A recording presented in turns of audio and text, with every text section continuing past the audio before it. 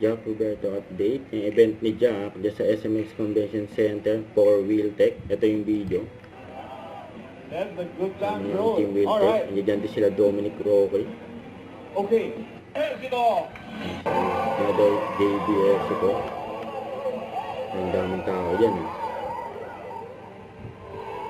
Pero gusto kong balikan yung Mindanao para mag-ride ulit. And this time, yung ginagawa namin yung Philippine Loop ngayon, yung 15,000, naikot talaga namin bawat coastal nung Yung Team Wheeltech.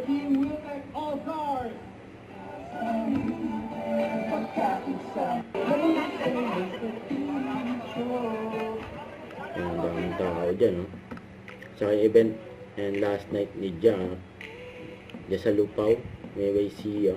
And marami pa nga pinakilig si Jack dyan. Ang dami nagpa-picture kay Jack. Eh. Don't forget, subscribe, click the notification bell for more updates. This is Richard the Action Vlog. Stay tuned for more videos. See ya.